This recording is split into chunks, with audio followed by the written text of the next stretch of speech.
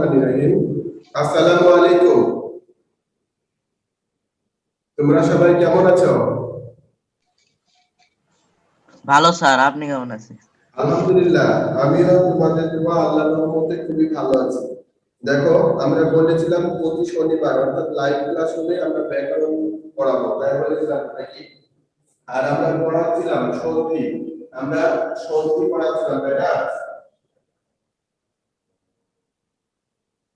এখন আর কেউ কথা বলবে না, অর্থাৎ পড়ার কথা বলেছি তো আর কেউ কথা বলবে না, কেউ কথাও বলবে না, হোমওয়ার্ক তো দেখাবে না। কি মজা, তাই না? মজাই মজা।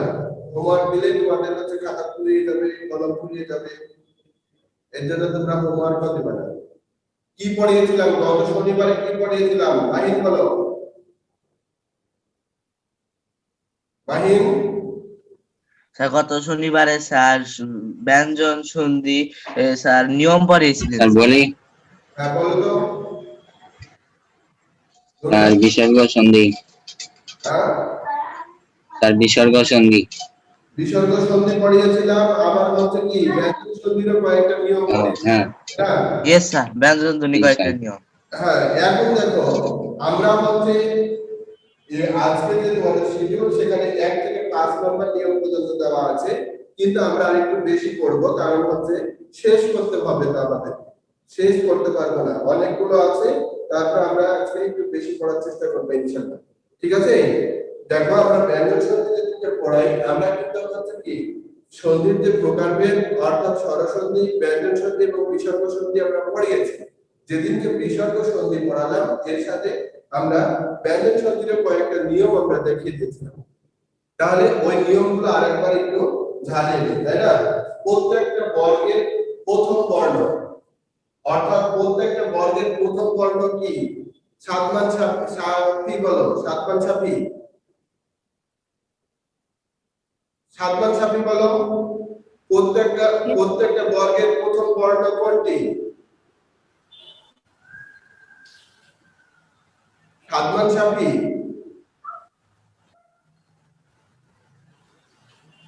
থাই ভাষা বলো, প্রত্যেকটা বর্গের প্রথম বর্ণ কোনটি? স্যার ক, চ, ট, ত, প। হ্যাঁ, প্রত্যেকটা বর্গের প্রথম বর্ণ হচ্ছে ক, চ, তারপরে হচ্ছে ট, ট, আর হচ্ছে কি বলো? স্যার প। প স্যার। তাহলে এইটা হচ্ছে কি প্রত্যেকটা বর্গের প্রথম বর্ণ, তাই না? তাহলে এর পরে যদি স্বরসন্ধি থাকে তাহলে বর্গের প্রথম ব্যঞ্জন বর্ণস্থলে তৃতীয় ব্যঞ্জন হবে। তাহলে এখন মনুষ্যাকে বলো, এই প্রত্যেকটা বর্গের তৃতীয় ব্যঞ্জন বর্ণ কোনটি? কোনগুলো? আমরা তুমি বললে আমি ওইটা সেটা লিখবো, ভুল হলে কিন্তু তোমার দোষ। মনুষ্যাকে বলো। স্যার আমি বলবো স্যার। না, মনুষ্যাকে বলবে। মনুষ্যাকে বলো বাবা। পারে না স্যার। আরবি তো স্যার এটা পারবো না। শাকিব তো অনেক ভালো পড়ে। শাকিব পারবে না? না স্যার এটা কঠিন। স্যার আমি বলবো। এখানে দেখো, স্যার আমি বলে দেই স্যার। দেখো তৃতীয়, দেখো তৃতীয় বর্ণ, তুমি এটা কি প্রথম, তাহলে তৃতীয় কি খ, তৃতীয় কোনটা হবে? গ। তাহলে তৃতীয়টা গ হবে না? তাহলে চ এর পরে কি দ্বিতীয় বর্ণ ছ, হ্যাঁ স্যার। বর্গীয় জ, মাইন বলো। বর্গীয় জ। ইয়েস স্যার, বলেন স্যার। মাইন বলো। ইয়েস স্যার, ট এর স্যার তৃতীয় বর্ণ স্যার ড। ট ট ট, আচ্ছা ট, তারপরে হ্যাঁ তারপর স্যার ট এর তৃতীয় বর্ণ স্যার দ স্যার। ত থ দ। দ, এরপরে বলো আর স্যার এরপরে বলো। স্যার প এর তৃতীয় বর্ণ স্যার ব স্যার। এই তো সুন্দর, তোমাদেরকে অসংখ্য ধন্যবাদ। আমি কিন্তু সেদিন অর্থাৎ গত ক্লাসে এগুলো দেখিয়েছিলাম এবং এগুলোর উদাহরণ দিয়েছিলাম নাকি? ক দিয়ে কি বলেছিলাম বলো তো? দিক যোগ অন্ত বলেছিলাম তো? দিক যোগ অন্ত।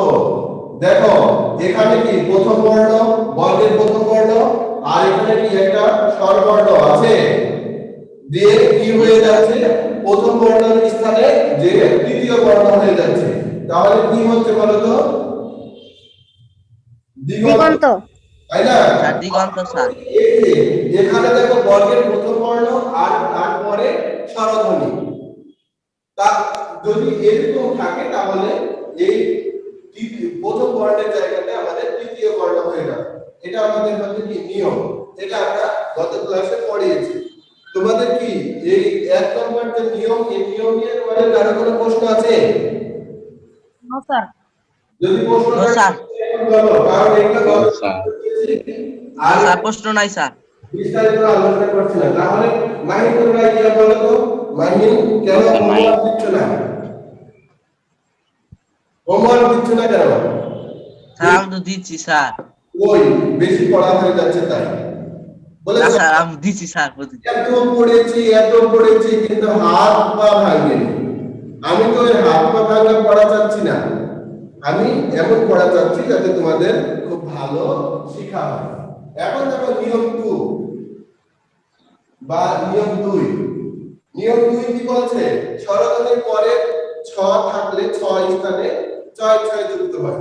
স্বরধ্বনির পরে কি বলছি, একটা স্বরধ্বনি থাকবে, এরপরে ছ থাকবে, আর যদি ছ থাকে, যদি ছ থাকে সেখানে যুক্ত হয়ে যাবে, অর্থাৎ ছয় ছয় যুক্ত হবে। ঠিক আছে? যেমন কি বলা হচ্ছিল বলো, মুখ যোগ ছবি। দেখো তো এটা দেখতে ব্যঞ্জন বর্ণ, ঠিক আছে না?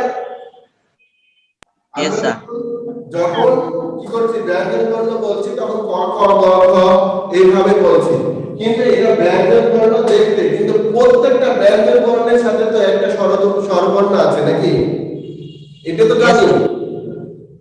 এটা জানি না যে কে বলো তো, ব্যঞ্জন বর্ণের যে একটা সংজ্ঞা, সেই সংজ্ঞাতে আমরা তো জানি যে সংজ্ঞাটা ছিল কি, যে বর্ণ কি একা একা অর্থাৎ কারো সাহায্য ছাড়া উচ্চারিত হতে পারে না, সেটাই হচ্ছে ব্যঞ্জন বর্ণ। কি এটা আমরা পড়েছি না? তাহলে কার সাহায্যে উচ্চারিত হয়? স্বরবর্ণের সাহায্যে নিয়ে উচ্চারিত হয়। তাহলে দেখো খ, খ আমরা যখন খ বলছি তখন দেখো না এর সাথে একটা অ যুক্ত হচ্ছে কিনা, একটা Yes, sir. অ যুক্ত হচ্ছে, হচ্ছে এর পরে দেখো একটা ছ যুক্ত হচ্ছে, তাহলে কি হয়ে যাচ্ছে, Yes, sir. সূত্র মতে কি হয়ে যাচ্ছে বলো, স্যার মুখচ্ছবি স্যার। স্যার ছবি। মুখ ছবি। ঠিক আছে? নোটটা বুঝতে পারছো বাবা? জি স্যার। তাহলে তারপরে গুলো এরকমই দেখো কি বলা হচ্ছে, ই যোগ ছ, ই যোগ হচ্ছে কি ছ, এরকম যদি থাকে তাহলে কি হবে, অর্থাৎ ইচ্ছা তাহলে উদাহরণ দেখো, ইচ্ছা এই পরি, ইচ্ছা হবে স্যার। পরি করছি তখন এখানে ই কারটা আসছে না বলো তো, ই আসছে তো, আসছে, যোগ হচ্ছে ছ, Yes, sir. Yes sir. Sir. কি হয়ে যাচ্ছে, পরিচ্ছদ স্যার। পরিচ্ছদ, কারণ এই যে এখানে হচ্ছে ছ আর এখানে হচ্ছে রস্বই, রস্বই যোগ ছ, তাহলে এখানে আমাদের হয়ে গেল পরিচ্ছদ, অর্থাৎ এই ছয়ের জায়গাতে ছয় ছয় যুক্ত হবে, তাই না? আমাদের কিন্তু Yes, sir. 2 নম্বর নিয়মটা আমরা শেষ করছি। এখন বলো তোমাদের 2 নম্বর নিয়মে কার কোনো প্রশ্ন আছে? নো স্যার, কারো কোনো প্রশ্ন নাই স্যার। ওটা তো তুমি একা বলছো, তুমি একা বললে হবে কি গো, অন্যদের কি কোনো না, প্রশ্ন স্যার। আছে? স্যার নাই স্যার। যদি না স্যার।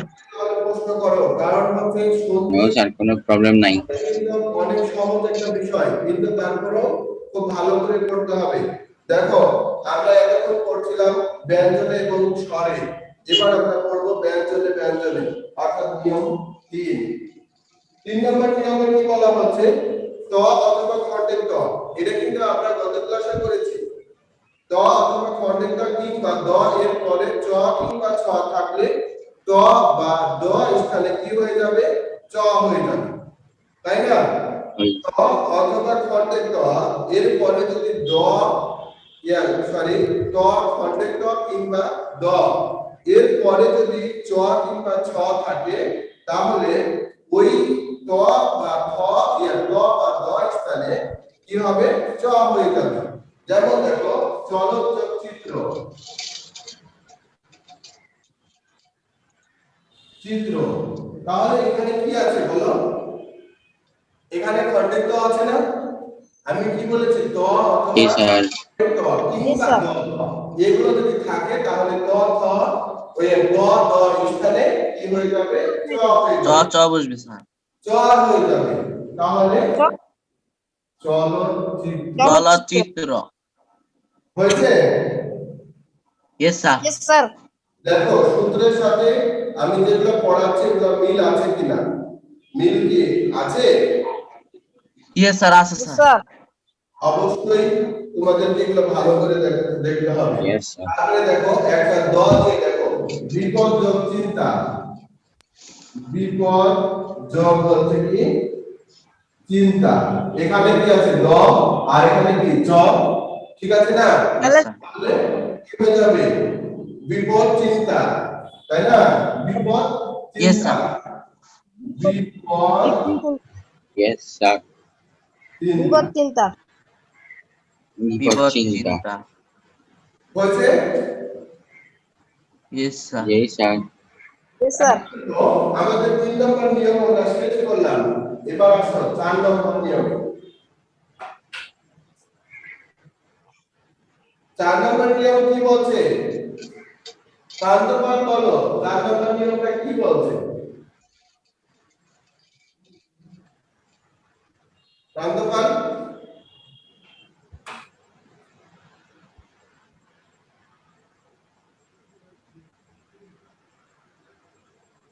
স্যার আমি বলবো। না, মামুন বলো, মামুন 4 নম্বর নিয়মটা বলো।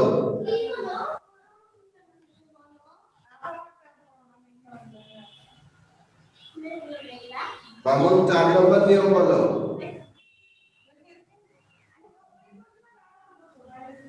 দেখছো ওরা ক্লাসে আছে মানে কলা গাছের মতো, ওরা কি করে আল্লাহই ভালো জানে ক্লাস থেকে। স্যার কথা ভালো করে শোনা যাচ্ছে না। তুমি আমার কথা শুনতে পাচ্ছ না? না স্যার ভালো করে। স্যার স্পষ্ট শোনা যাচ্ছে। বলছো না যে স্যার আপনার কথা আমি শুনতে পাচ্ছি না। তুমি স্যার আমাদের কাছে তো আর ফোন হচ্ছে। একটা বই দেখে দেখে বলো কি লেখা আছে।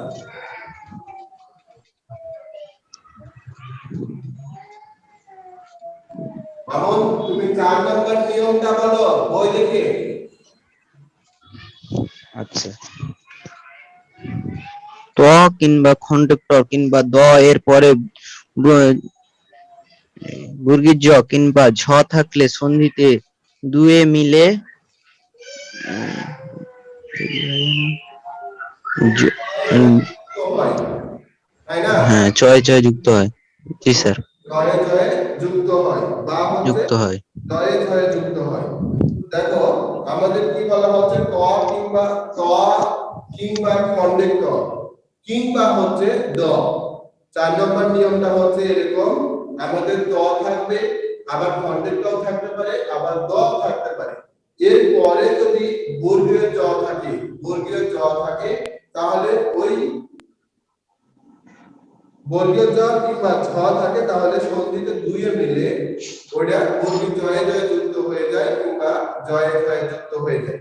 তার যেমন দেখো কি বলা হচ্ছে উজ্জ্বল জল, উজ্জ্বল জল, এখানে দেখো কি খণ্ডের ত আছে তো নাকি, আর এখানে বর্গীয় জ আছে, তাহলে সূত্র মতে যদি খণ্ডের ত পরে বর্গের জ থাকে তাহলে বর্গের জয়ে জয়ে জয় হতে পারে, আবার বর্গের জয়ে জয়ে যুক্ত হতে পারে। তাহলে আমাদের এখানে কি হবে বলো তো? উজ্জ্বল। উজ্জ্বল। উজ্জ্বল। এই তো স্যার উজ্জ্বল। উজ্জ্বল হবে। বর্গের জয়ে জয়ে যুক্ত হবে, ঠিক আছে না? তাহলে কি এখানে খণ্ডের ত হবে? Sir no no sir, sir, কোনটা তো হবে না স্যার। ওটা তো হবে না। কেন বলো তো? এটা হবে না। কেন এই কারণে বলো তো? স্যার খন্ড মিলে গেছে স্যার। কি আছে? স্যার মিলে গেছে স্যার। যে Yes, sir, মিলে গেছে। এটা অর্থাৎ খণ্ডের জ এবং বর্গের জ, এখানে আছে কি খণ্ডের জ বর্গের জ, এই দুইটা মিলিয়ে কিন্তু আমাদের এইটা পাচ্ছি, তাই না? তাহলে অবশ্যই এখানে খণ্ডের জ হবে না। এগুলো একটু ভালো করে খেয়াল করবা। তারপরে দেখো কি লিখছে, সৎযোগ জন, তখন কি হচ্ছে? সজ্জন। সৎজন। নিয়মগুলো কিন্তু খুবই সহজ যদি তোমরা মনে করতে পারো, আর যদি মনে না করতে পারো তাহলে কিন্তু খুব কঠিন পরিণত হয়ে যাবে। আচ্ছা, 4 নম্বর আমাদের আরো কোনো প্রশ্ন আছে বলো তো? 4 নম্বর নিয়মে নো স্যার। একেবারে আয়নার মতো পরিষ্কার করে নিয়মগুলো লেখা আছে এবং খুবই সহজ। তারপরেও হচ্ছে তোমাদের যদি বুঝতে কষ্ট হয় অবশ্যই কিন্তু প্রশ্ন করতে হবে। প্রশ্ন না করলে এত সন্ধির নিয়ম মনে রাখা তোমাদের দুঃসাধ্য হয়ে যাবে। দেখো আবার কি বলছে, ত খণ্ডের ত কিংবা দ যদি দ এর পরে যদি ড কিংবা ঢ থাকে তাহলে ত খ সরি দ দ স্থানে ড হয়ে যায়। কি ঠিক আছে? Yes, sir. Yes, sir. উজ্জ্বল দিও দিও মান দিও মান, তাহলে এখানে কি আছে? ত অর্থাৎ খণ্ডের ত, এখানে খণ্ডের ত যোগ হচ্ছে কি ড, তাহলে এই দুটো মিলে কি হয়ে যাচ্ছে? উড্ডীয়মান। এই দুটো মিলে হচ্ছে এখানে এইটা হয়ে যাবে কি আবার ড হয়ে যাবে, বুঝতে পেরেছো? অর্থাৎ খণ্ডের টা ড হয়ে যাবে, তাহলে উদীয় উদীয় মান। এটা তুমি আরে আছে উজ্জ্বল দিন উদ্দিন, বুঝতে পেরেছো? Yes, sir. আমাদের 6 নিয়ম 6 Yes, sir. আমাদের ততটাই বেশি নিয়ম চলছে সন্ধিতে, তারপরে আরো আছে কিন্তু হচ্ছে আমাদের তো সিলেবাস অনেক ছোট করা আছে, এর জন্য আমরা বইয়ের বাইরে খুব একটা পড়াতে পারবো না। তারপরে আমি তোমাদেরকে কয়েকটা নিয়ম বাইরে থেকে পড়িয়েছি। এখন দেখো কি বলা হচ্ছে, ত কিংবা খণ্ডের ত কিংবা দ এর পরে যদি দন্তান্ন থাকে তাহলে কি হয়ে যায়? দন্তান্ন নয়ের আগে যুক্ত হয়ে যায়। ত খণ্ডের ত কিংবা হচ্ছে বলো দ এর পরে যদি দন্তান্ন থাকে তাহলে কি হয়ে যায়? দুটোতে দন্তের ন। দন্তান্ন নয়ের আগে উজ্জ্বল নত, তাহলে কি হচ্ছে? এখানে খণ্ডের ত আর এখানে হচ্ছে ন, তাই না? তাহলে সূত্র মতে দন্তের নয় যুক্ত হয়ে যাবে, উন্নত হয়েছে।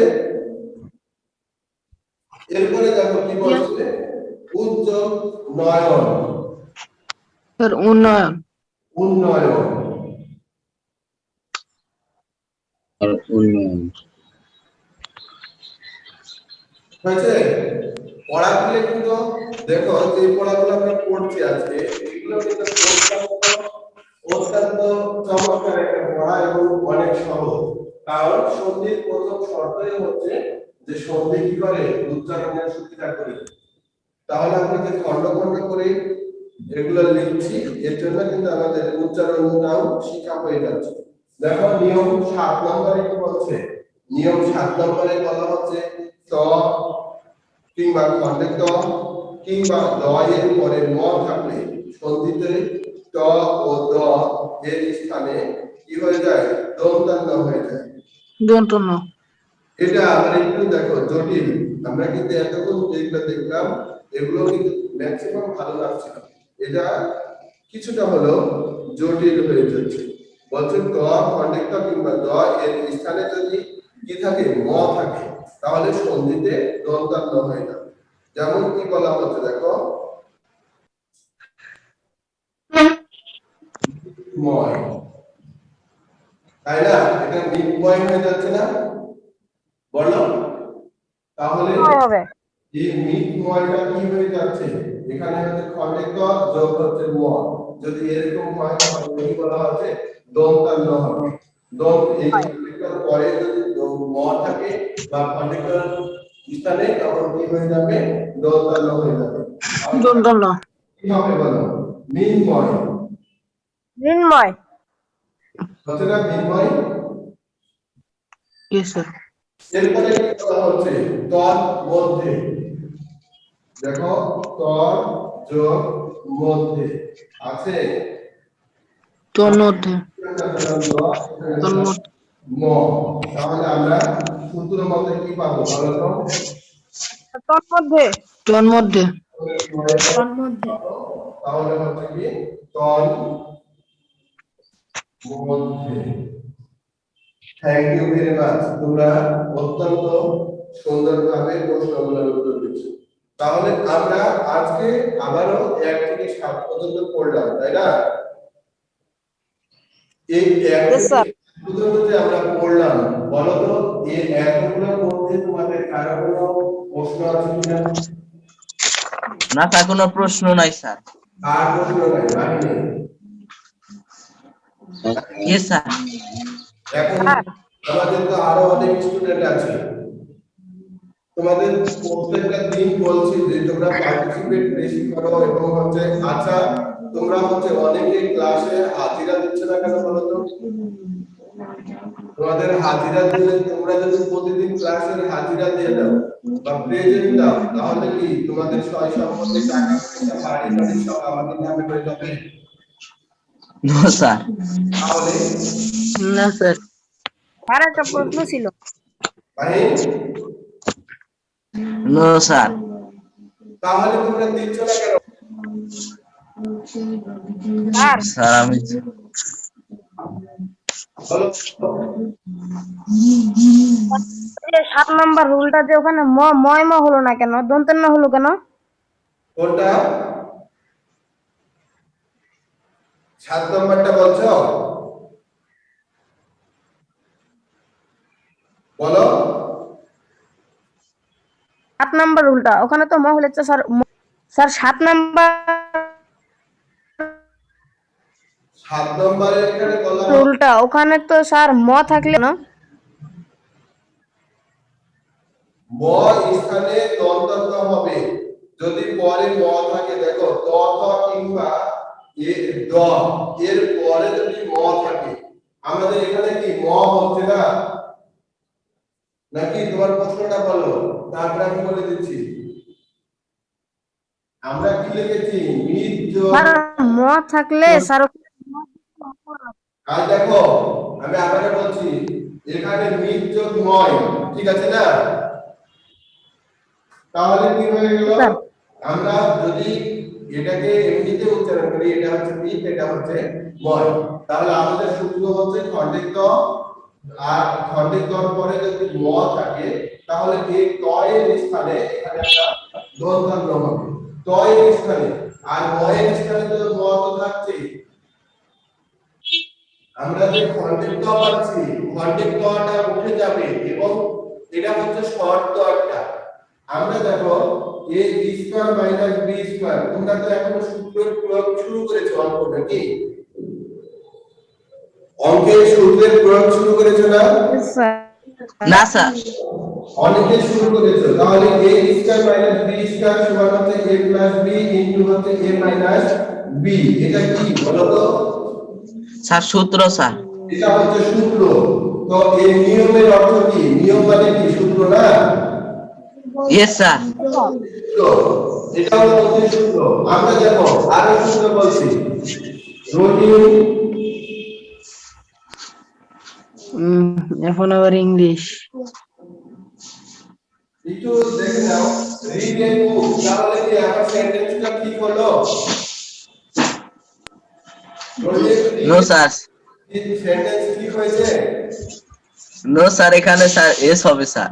এস হবে তাহলে এসটা কোথায় পাচ্ছ বলো তো এসা ভার্বের পরে। রহিম এস পাচ্ছি কিসের জন্য এস পাচ্ছি রহিম হচ্ছে থার্ড পারসন সিঙ্গুলার নাম্বার আর এটা হচ্ছে প্রেজেন্ট। আমরা জানি যে প্রেজেন্ট ইনডিফিনিট টেন্স হলে থার্ড পারসন সিঙ্গুলার নাম্বার যখন হবে তখন আমরা কি করব ভার্বের সাথে এস বা ইএস যুক্ত করতে হবে তাহলে এটা কি নিয়ম না বলো তো no Yes, yes sir third person singular number হবে এটা কাম নিয়ম এটা টেনশন নিয়ম ইয়েস স্যার তো এটা যদি আমরা নিয়ম করতে পারি তাহলে এটা আমরা কেন পারবো না এটা যদি আমরা নিয়ম করতে পারি বা সূত্র ধরতে পারি তাহলে আমরা এটা কেন পারবো না বলো কন্টেক্টর পরে যদি ম থাকে যদি ম না থাকে তাহলে এখানে দন্তান্ন হবে না এখানে কন্টেক্টর পরে যদি ম থাকে তাহলে সেক্ষেত্রে ওখানে দন্তান্ন হবে এটা হলো সূত্র আমি কি তোমাকে বোঝাতে পেরেছি Yes, sir. Yes sir Latur yes sir yes, sir, বুঝেছি। এর জন্য তোমাদেরকে আজকে আবার অঙ্ক লিখতে হলো ইংরেজিও লিখতে হলো যাই হোক তুমি বুঝতে পারলেই হলো এখন দেখো আমি ক্লাস শেষ করবো তার আগে প্রত্যেকটা নিয়ম কিন্তু তোমরা পড়েছো এই প্রত্যেকটা নিয়ম অবশ্যই হোমওয়ার্ক করবা কত 1 থেকে 7 পর্যন্ত এবং এটা আমাকে হোয়াটসঅ্যাপের মাধ্যমে দেখাবা প্রত্যেকটা নিয়ম থেকে ন্যূনতম 2টা করে উদাহরণ 2টা করে Okay, sir. ওকে স্যার ঠিক আছে ইয়েস স্যার Okay, sir. দেখিয়ে দেবো, sir. Please Yes, sir. হচ্ছে পার্টিসিপেন্টের আমি স্ক্রিনশট দিয়ে রাখলাম তোমরা হচ্ছে যতজন পার্টিসিপেন্ট আছো অর্থাৎ 24 জন তো এখনই পার্টিসিপেন্ট দেখছো কমে গেল এই 24 জন পার্টিসিপেন্টের স্ক্রিনশট আমি দিয়ে রাখলাম তোমাদের একটা একটা করে কিন্তু আমি হোমওয়ার্ক স্যার 21 জন স্যার হয়ে গেল স্যার ঠিক আছে Sir, 21 জন sir হয়ে গেল, sir. প্রত্যেকটা হোমওয়ার্ক আর একটু শিখেছি। চেক করব তাহলে আজকের মতো বিদায় নিচ্ছি তোমরা যারা এতক্ষণ ধৈর্য ধরে ক্লাসটা করলে তাদেরকে অসংখ্য ধন্যবাদ তবে আমি আশা করছি তোমরা সামনে ক্লাসে সবাই কি করবা হোমওয়ার্ক দেবা ঠিক আছে ইয়েস ওকে স্যার স্যার তোমরা ভালো থাকো Okay, sir. এবং বেশি বেশি করে পিতামাতার কথা শুনবা এই প্রত্যাশা সরি একটা জিনিস ভুল হয়ে গেছে তোমরা যারা এখনো আইডি কার্ডের জন্য ছবি জমা দেওনি তোমরা যারা এখনো আইডি কার্ডের জন্য ছবি জমা দেওনি তাদেরকে বিশেষভাবে Sir, তো আমি তো দিয়েছি। আজকে অথবা কালকের মধ্যেই ছবি দিয়ে যাবা কালকের পরে ছবি দিলে আমরা আর ছবি দিব না ঠিক আছে আমি Okay, ছবিটা sir. দিচ্ছি Okay, যেটা sir. ভালো আল্লাহ Yes, sir. ছবি দিয়েছি। আল্লাহ হাফেজ স্যার আসসালামু আলাইকুম আসসালামু আলাইকুম স্যার Sir, আসসালামু আলাইকুম। আসসালামু আলাইকুম আসসালামু আলাইকুম স্যার ওয়ালাইকুম